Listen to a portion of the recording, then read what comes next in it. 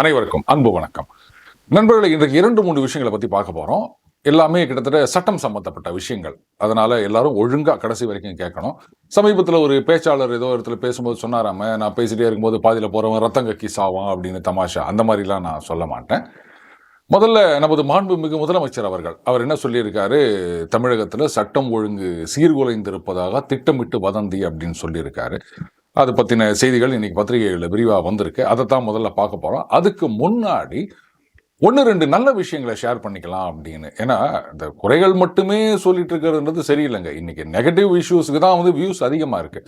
ஆனால் நல்ல விஷயங்களை நம்ம பாராட்டலை, வெளி உலகத்தோட நாலேஜுக்கு கொண்டு வரல அப்படின்னு சொன்னால் அதை செய்கிறவங்க நாளடைவில் குறைஞ்சிட்டே வருவாங்க. அடுத்தது நல்லதே நடக்காது அப்படின்ட்டு மக்களும் நம்பிக்கை இழந்து விடுவார்கள். அதனால தான் மொதல் விஷயம் அந்த ரேஷன் கார்டு. நான் என்னுடைய ரேஷன் கார்டு முகவரி மாற்றம் அப்படின்றதுக்கு இப்போ தான் ஆன்லைனில் வந்துருச்சு இல்லையா, ஸ்மார்ட் கார்டான பிறகு அதில் அப்ளை பண்ணியிருந்தேன். திங்கட்கிழமை அன்னைக்கு அப்ளை பண்ணேன். அதுக்கு டாக்குமெண்ட் ஆதாரையும் நான் அப்லோட் பண்ணிட்டேங்க. வெள்ளிக்கிழமை ஈவினிங் எனக்கு ப்ராம்ப்டாக மெசேஜ் வந்துருச்சு, உங்களுடைய கோரிக்கை நிராகரிக்கப்பட்டது அப்படின்னு. எந்த காரணமும் அதில் சொல்லப்படவில்லை.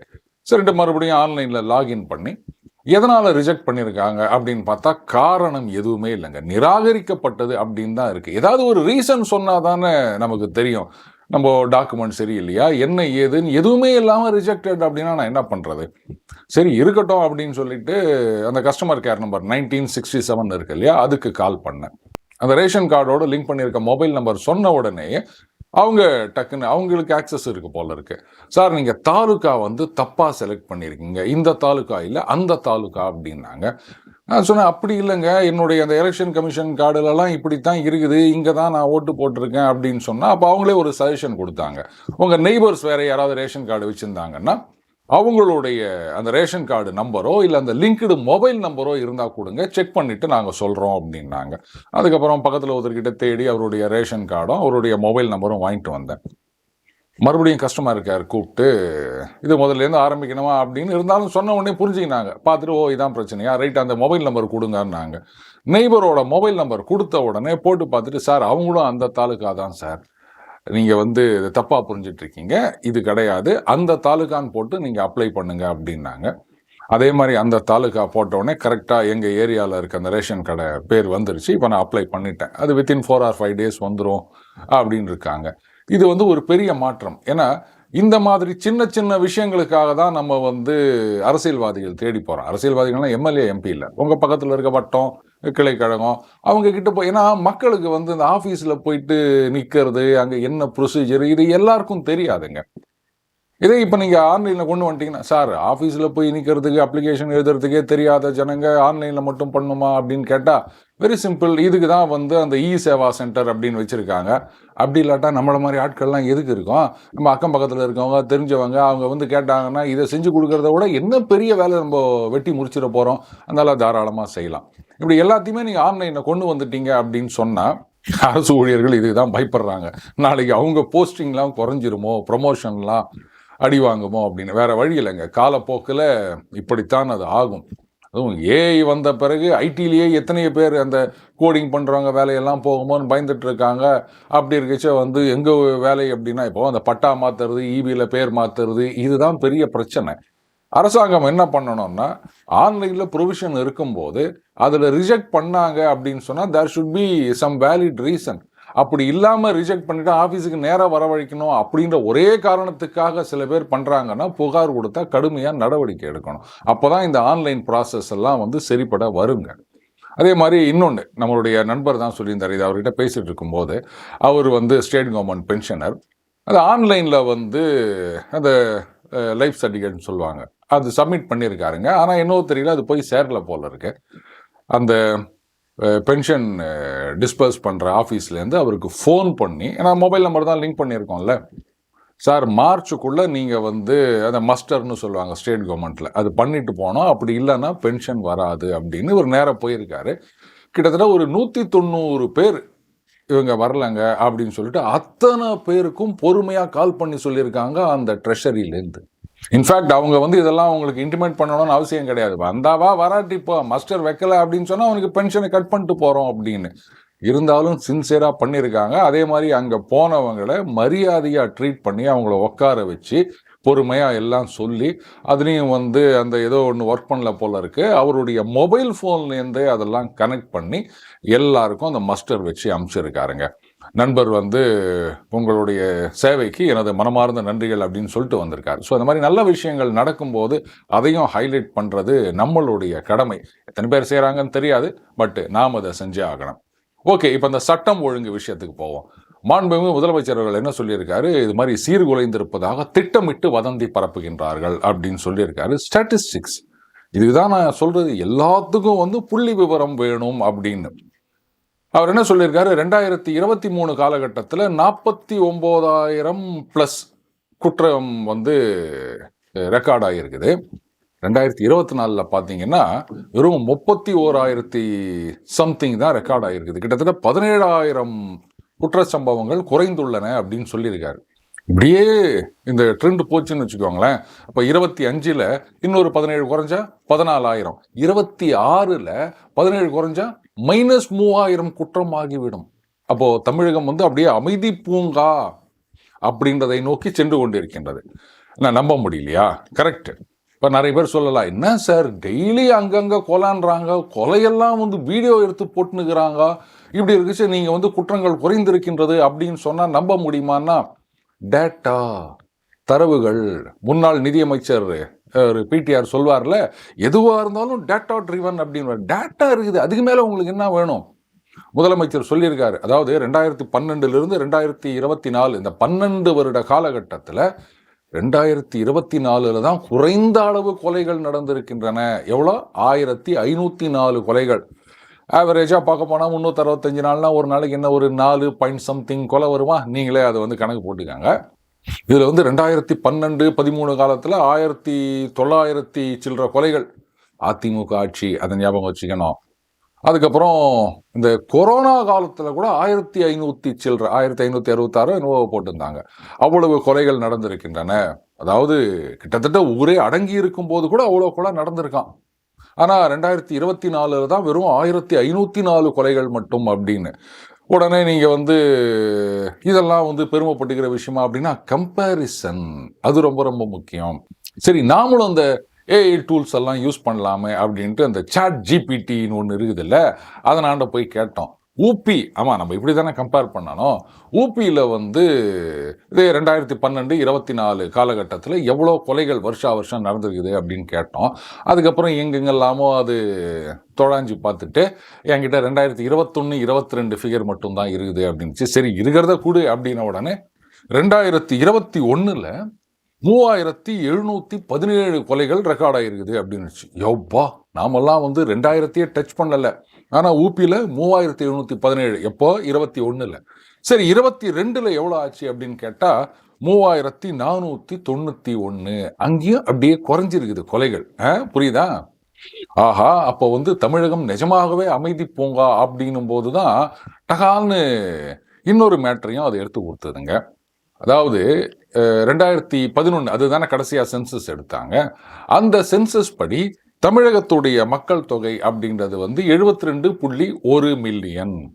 ஊபியுடைய மக்கள் தொகை 199.8 மில்லியன். அதாவது கிட்டத்தட்ட 20 கோடி. அப்போ பர் கேபிட்டா, ஏன்னா இன்னைக்கு சில விஷயங்கள்லாம் பேசும்போது டகால் இப்படி வந்துடுவாங்க, பர் கேபிட்டா என்ன இருக்குது பாரு அப்படின்வாங்க. அப்போ அந்த பர் கேபிட்டா அப்படின்னு பார்க்கும்போது தமிழகத்தில் 1504 சொல்கிறோம் இல்லையா, இதே கணக்கு, ஏன்னா மக்கள் தொகை டிஃப்ரென்ஸ்னால ஊபியில் எவ்வளோ இருந்திருக்கணும் அப்படின்னா 4168 கொலைகள் நடந்திருக்கணும். ஆனால் 3491 தான் நடந்திருக்கின்றது அப்படின்ற கணக்கையும் போட்டு கொடுத்துருச்சிங்க. கிட்டத்தட்ட ஒரு 700 கொலைகள் குறைவாக நடந்திருக்கின்றது ஊபியில் தமிழகத்தோட பர் கேபிட்டா கம்பேர் பண்ணும்போது.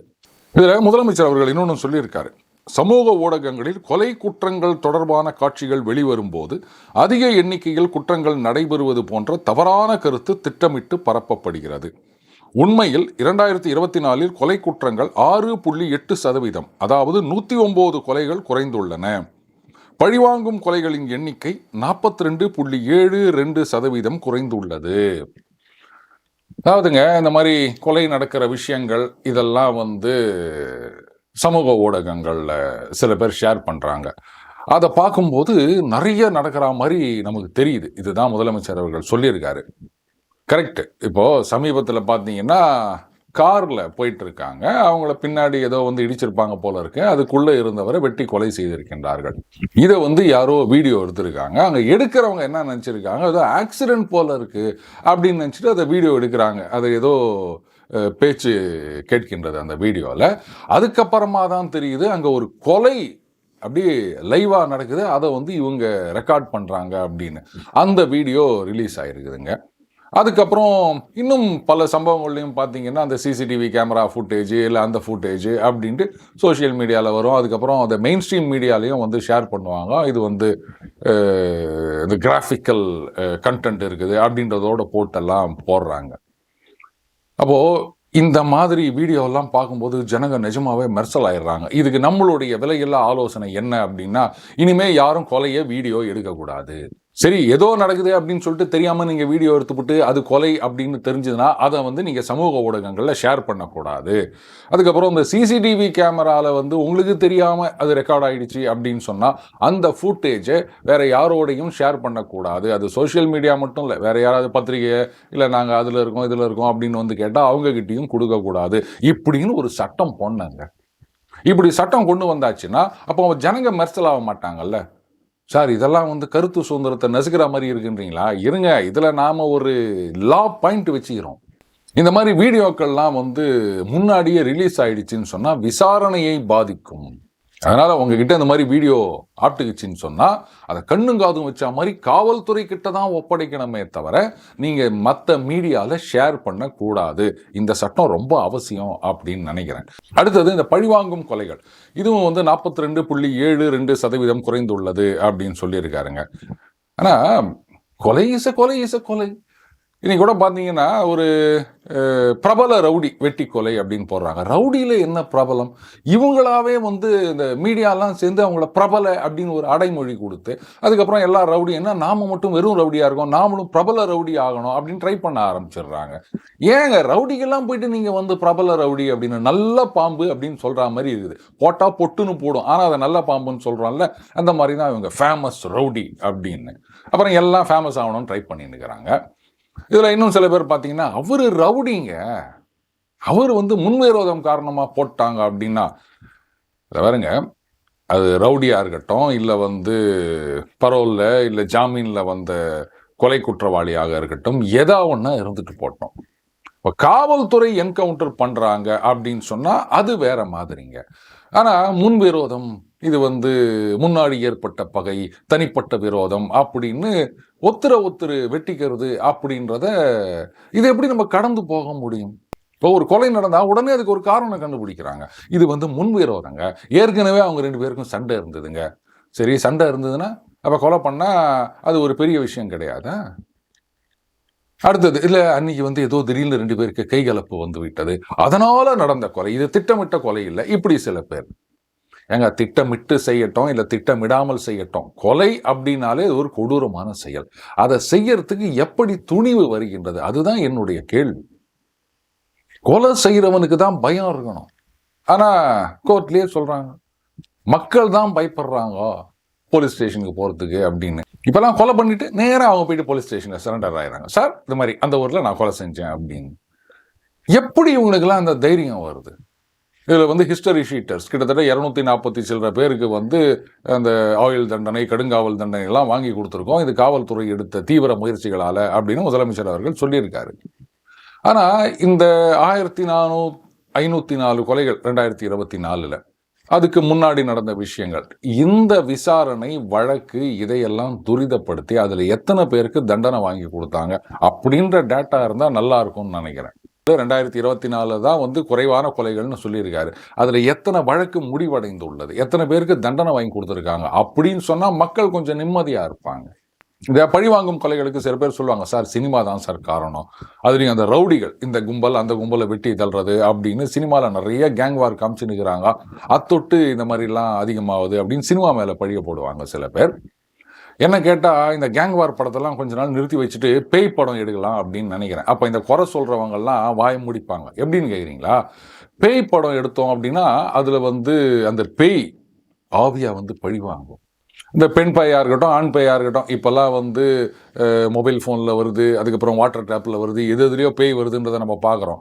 அதனால் பேய் வந்து பழி வாங்குது அப்படின்ற மாதிரி படங்கள் நிறைய வந்தது அப்படின்னு சொன்னால், அப்போ ஒருவேளை இந்த பழி வாங்கணும் அப்படின்னு நினைக்கிறவங்க, ஆஹா சட்டத்திலேருந்து நம்ம தப்பினாலும் எங்கேயாவது எஸ்கேப் ஆகிட்டாலும் கூட இது ஆவியாக வந்து நம்மளை பழி வாங்கும் அப்படின்னு கொஞ்சம் பயம் இருக்கும் அப்படின்னு நினைக்கிறேன். ஸோ தட் இந்த சினிமா மேலே பழி போடுறவங்க அவங்களாவது கொஞ்சம் அமைதியாக இருப்பாங்க. இனியோ சட்டம் ஒழுங்கு அப்படின்றது வந்து ஸ்டாட்டிஸ்டிக்ஸில் இல்லை. மக்கள் கண்ணு முன்னாடி என்ன பார்க்குறாங்க, ஊடகங்களில் என்ன பார்க்குறாங்க அப்படின்ற விஷயத்துல தான் இருக்கின்றது. இந்த புள்ளி விவரங்கள் அப்படின்றதெல்லாம் சீனி சக்கர சித்தப்பா அந்த கேட்டகரியில் தான் சேரும். இதை வந்து அரசாங்கம் உணர வேண்டும். அடுத்தது மாண்புமிகு எதிர்க்கட்சித் தலைவர் எடப்பாடி பழனிசாமி அவர்கள் அவர் ஒரு குற்றச்சாட்டை தெரிவித்திருக்கின்றார். என்னன்னா, ஸ்காட்லாந்து போலீஸ்க்கு நிகரான தமிழக காவல்துறை செயலிழந்து விட்டது. இதுல எனக்கு 2 உண்மை தெரிஞ்சோனாங்க. முதலாவது, உலகத்திலேயே தலை சிறந்த காவல்துறை ஸ்காட்லாந்து யார்டு அப்படின்னு யார் சொன்னது? ஏன் எப்பவுமே அவங்களோடைய கம்பேர் பண்ணி நிற்கிறீங்க? ஏன் வந்து பிலடெல்பியா போலீஸ் டிபார்ட்மெண்ட் இல்லைன்னா வந்து LAPD இவங்களெல்லாம் யாரும் கம்பேர் பண்ண மாட்டீங்களா? எங்கே ஸ்டாட்டிஸ்டிக்ஸ் எடுத்தாங்க என்னன்னு தெரியல. ஆரம்ப காலத்துலேருந்து ஸ்காட்லாந்து யார்டுக்கு இணையான காவல்துறை அப்படின்னு. சரி, அவங்க ஃபர்ஸ்டா இல்லையான்றது ஒரு சந்தேகம். 2வது, ஸ்காட்லாந்து யார்டுக்கு இணையானது தமிழக காவல்துறை அப்படின்னு எதை வச்சு இவங்க ஒரு முடிவு பண்ணாங்க? யார் இதை ஆரம்பிச்சது? காலங்காலமாக நம்மளும் சொல்லி நிற்கிறோம் ஸ்காட்லாந்து யார்டுக்கு இணையானதுன்னு. எங்க ஸ்காட்லாந்து யார்ட்லேருந்து யாராவது சொன்னாங்களா? எப்படி நமக்கு நாமே இந்த மாதிரி ஒரு பட்டம் கொடுத்துக்கணுமா? எனக்கு தெரியல. ஆரம்ப காலத்துலேருந்து இதையே சொல்லின்னு வராங்க. ஆரம்பிச்சது யாரு அப்படின்னு தெரிஞ்சா அப்போ கேள்வி கேட்க சௌகரியமா இருக்கும் அப்படின்னு நினைக்கிறேன். இவர் இந்த மாதிரி கேட்டவுடனே டகால்னு சாத்தான்குளம் அப்படின்னு ஆரம்பிச்சிட்டாங்க. இப்போ அந்த ஊடக விவாதத்திலேயே வந்து சுமன் சி ராமன் அவர்கள் பேசியிருக்காரு. இந்த மாதிரி அன்னைக்கு பழனிசாமி அவர்கள் ஆட்சியில் சாத்தான்குளம் அப்படின்னு எல்லாம் பெரிய இஷ்யூ ஆக்கினீங்க. ஆனால் இப்போ கிட்டத்தட்ட 12 நினைக்கிறேன் அவர் சொன்னது. 12 இடங்களில் இந்த மாதிரியான லாக்அப், டார்ச்சர், டெத் அப்படின்னு செய்தி வந்திருக்கு. ஆனால் அதை பற்றி யாருமே பேசலையே அப்படின்னு.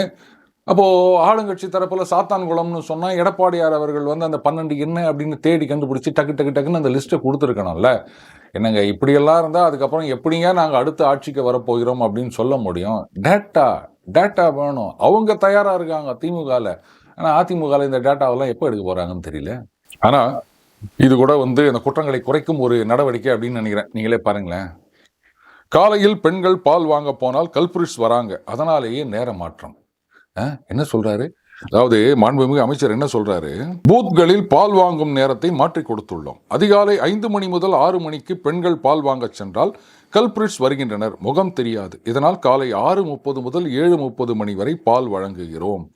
ஓஹோ, அப்ப 6:30 மணிலேருந்து 7:30 மணி வரைக்கும் அப்படின்னா சூரியன், ஆமா அது வானத்தில் இருக்க சூரியன் வந்துடும். அப்போ முகம் தெரியும் அப்படின்னு நம்ம அர்த்தம் எடுத்துக்கிறதா? இல்லை 6:30லேருந்து 7:30னா கல்பிரிட்ஸ் வரமாட்டாங்க, அவங்க அந்த 5லேருந்து 6:30க்குள்ளே தான் வருவாங்க அப்படின்னு ஏதாவது ஒரு நியதி இருக்கின்றதா? எனக்கு தெரியலங்க. இந்த செய்தியை பார்த்த உடனே எனக்கு என்ன சொல்றதுன்னே ஒன்றும் புரியல. சட்டம் ஒழுங்கு சிறப்பாக இருக்கின்றது அப்படின்னா, இப்போ இந்த ஸ்காட்லாந்து யார்டுன்னு ஒன்று சொல்கிறோம் இல்லையா, அந்த மாதிரி நாமளும் ஆரம்ப காலத்துலேருந்து ஒன்று சொல்லின்னு வந்து நிற்கிறோம். இரவு 12 மணிக்கு ஒரு பெண் நகைகள் அணிந்து தனியாக சாலையில் நடந்து செல்லும் போது பயம் இல்லாமல் இருந்தால் அதுதான் இந்தியா சுதந்திரம் அடைந்ததாக கருதப்படும். மூச்சு பிடிச்சுன்னு நானும் சொல்லிட்டேன். இங்கே என்னடானா 5லேருந்து 6:30 மணி அப்படின்னாலே கல்பிரிட்ஸ் வராங்க, மூஞ்சி தெரியல அப்படின்றாரு மந்திரி அவர்கள். என்னங்க இது? முதலமைச்சர் அந்த பக்கம் வந்து சட்டம் ஒழுங்கை பாதுகாக்க கடுமையான நடவடிக்கைகள் எடுத்து வருகிறோம், என் தலையினால காவல்துறை வந்து ஏராளமான நடவடிக்கைகள் எடுத்து வருகின்றது, முன்னேற்றம் அடைந்து வருகின்றதுனால இங்கே என்னடானா இவர் வந்து கல்பிரிட்ஸ் வராங்க, மூஞ்சி தெரியல, அதனால டைமை மாற்றிக்கிறோம் அப்படின்னா சரி விடுங்க. இதெல்லாம் அப்படியே கடந்து போக வேண்டியது தான் இல்லையா? ரைட். கடைசியாக டெல்லியில் வந்து ஒரு ஹைகோர்ட் ஜட்ஜ் அவருடைய வீட்டில் வந்து தீ விபத்து அப்படின்னு காவல்துறை ஃபயர் சர்வீஸ் அவங்களுக்கு ஃபோன் வருது. அவங்க போயிட்டு தீயெல்லாம் அணைத்து விட்டு பார்த்தா ஒரு ரூம்ல கட்டுக்கட்டாக பணம் இருந்தது அப்படின்னு இருக்காங்க. அதுக்கப்புறமா நீதித்துறைக்கும் தகவல் தெரிவிக்கப்பட்டுள்ளது. இப்போ வந்து அவர் டிரான்ஸ்ஃபர் பண்ணியிருக்கிறதா செய்திகள் வந்திருக்கின்றன. இப்போ சுப்ரீம் கோர்ட்ல அது விசாரணை செய்ய போறோம் அப்படின்னு சொல்லியிருக்காங்க. சரி, விசாரணை முடியல, என்ன மாதிரியான நடவடிக்கை எடுப்பாங்க அப்படின்னா, அந்த பத்திரிகை செய்திகள் என்ன கூறுகின்றன, அவரை ராஜினாமா செய்ய சொல்லுவாங்க. அவரு செய்ய மாட்டேன் அப்படின்னு சொன்னா அப்போ பார்லிமெண்ட்ல அந்த இம்பீச்மெண்ட் மோஷன் அப்படின்னு சொல்லுவாங்க. ஒரு நீதிபதியை பதவியில் இருந்து நீக்குவது அப்படின்னா பாராளுமன்றத்தால மட்டும்தான் அது செய்ய முடியும். High court judge, supreme court judge அப்படின்னும் போது. ஸோ அந்த ப்ராசஸுக்கு நீதிமன்றம் அரசாங்கத்துக்கு டைரக்ஷன்ஸ் கொடுப்பாங்க இப்படின்னு தான் அந்த பத்திரிகை செய்தி கூறுகின்றது. இப்போ என்னுடைய கேள்வி என்னன்னா, நீதிபதிகளை செலக்ட் பண்றது அந்த கொலீஜியம் அப்படின்ற அமைப்பு. இப்போ செலக்ட் பண்றவங்களுக்கு அவங்கள நீக்குவதற்கு அதிகாரம் இல்லை அப்படின்னா அப்ப அது என்ன மாதிரியான அமைப்பு? இப்போ ஒரு அரசு ஊழியர் அப்படின்னும் போது, இப்போ சென்ட்ரல் கவர்மெண்ட் அப்படின்னும் போது பிரசிடென்ட் அப்பாயிண்ட் பண்றாருன்னு கணக்கு. பட் இதுக்குன்னு சில அப்பாயிண்டிங் அத்தாரிட்டி இருப்பாங்க. அவர்களுக்கு அவர்களை பதவியை விட்டு நீக்குவதற்குமான அதிகாரம் இருக்கின்றது. ஆனா இங்க கொலீஜியம் அவங்கள பதவியில நியமிக்க தான் முடியும். அந்த ரெக்கமெண்டேஷனை கொடுத்தா அவங்க அதை அக்செப்ட் பண்ணிக்கணும், கவர்மெண்ட்ல அப்பாயிண்ட் பண்ணணும். ஆனா நீக்குவதற்கு அதிகாரம் இல்லை அப்படின்னு சொன்னா நமக்கு குழப்பமா இருக்கு இல்லையா? அடுத்தது, இந்த மாதிரி கட்டுக்கட்டா பணம் இருக்குது அப்படின்னு சொன்னா அது எங்கேருந்து வந்த பணம் அப்படின்ற ஒரு கேள்வி வருகின்றது. அவர் எவ்வளோ பணம் அப்படின்ற தகவல் இன்னும் வரலங்க. எல்லாத்துலேயும் டிரான்ஸ்பரன்சி வேணும், அந்த இடி விசாரணையோ இல்லை காவல்துறை விசாரணையோ அப்படின்னும் போது நம்ம இதெல்லாம் எதிர்பார்க்குறோம். ஆனால் இங்கே அது எவ்வளவு பணம் அப்படின்ற அந்த குவான்டிட்டி தெரியலன்றதுனால ஆளாளுக்கு ஏதோ ஒரு கற்பனையில் இருக்காங்க. அட்லீஸ்ட் அதை தவிர்ப்பதற்காகவாது எவ்வளோ பணம் அப்படின்ற விஷயத்த வெளில சொல்லணும் இல்லையா? சரி, அப்போ இவ்வளோ பணம் வந்திருக்கு அப்படின்னா அந்த இன்வெஸ்டிகேஷன் ரிப்போர்ட்டு வெளில விடுவாங்களா அப்படின்றது தெரியாது. அவர் ராஜினாமா தான் செய்ய சொல்லுவாங்கன்னா, சரி அப்போ ராஜினாமா செஞ்சுட்டா அப்போ அந்த பணம்லாம் சரி, பணம் அரசாங்க கஜானாக்கு போயிடுதுன்னு கூட நம்ம வச்சுப்போங்க. அப்போ அந்த பணம் எப்படி வந்தது, அதுக்கு எந்த விதமான நடவடிக்கையும் இல்லையா அப்படின்ற கேள்வி வருது இல்லையா? சரி, இப்போ இம்பீச்மெண்ட் மோஷன் அப்படின்னு சொல்றாங்க. இதுக்கும் சில வரையறைகள் இருக்கின்றன. இத்தனை ஓட்டு இருக்கணும் அப்படின்னு. ஒருவேளை அந்த இம்பீச்மெண்ட் மோஷன் தோல்வி அடைந்து விடுகின்றதுன்னு வச்சுக்கோங்களேன். ஒரு சில கட்சிகள்லாம் சேர்ந்து இல்லை நாங்கள் இதை சப்போர்ட் பண்ண மாட்டோம் அப்படின்னு சொல்றாங்க. அப்போ அந்த ஜட்ஜு பதவியில கண்டினியூ ஆறாருன்னு தானே அர்த்தம். நான் இதெல்லாம் தப்பு சொல்லலைங்க. ஏன்னா நீதிபதிகள் அவர்கள் மீது குற்றச்சாட்டுகள் வந்தால் அதை எந்த விதமான நடவடிக்கை எடுக்கணும் அப்படின்றதுக்கு காலங்காலமாக ப்ரொசீஜர் ஃபாலோ பண்ணிட்டு வராங்க. அதை நான் கேள்வி கேட்கல, அதை நான் குறையும் சொல்லலை. எனக்கு என்ன பயம்னா, நாளைக்கு அரசியல்வாதிகள் இதை ஒரு முன்னுதாரணமாக எடுத்துக்கினேன்.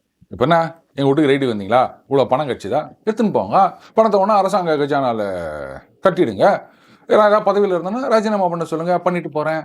அப்படி இல்லாட்டா என்னை பதவி நீக்க சொல்லி சட்டமன்றத்திலையோ இல்லை அமைச்சரவையிலையோ தீர்மானம் போட சொல்லுங்கள், இதுக்கு மேலே எதுவும் நடவடிக்கை எடுக்காதீங்க அப்படின்னு அவங்களும் இந்த மாதிரி கேட்க ஆரம்பிச்சிட்டாங்கன்னா அதுக்கப்புறம் இது முடிவே இருக்காதே. இதுதான் என்னுடைய பயமாக இருக்கின்றது. சமீபத்தில் இந்த பூஜா கேட்கர் அப்படின்னு ஒரு ஐஏஎஸ் ட்ரெயினிங், இவங்க பார்த்தீங்கன்னா பொய்யான சான்றிதழ் கொடுத்து அந்த ஐஏஎஸ் எக்ஸாம் அப்பியர் ஆனாங்க. இப்போ ட்ரைனிங்கில் இருக்காங்க அப்படின்றத குற்றச்சாட்டு, அதையும் கண்டுபிடிச்சிட்டாங்க. அப்புறம் அந்த ட்ரைனிங்லேருந்து அவங்கள சஸ்பெண்ட் பண்ணிட்டாங்க.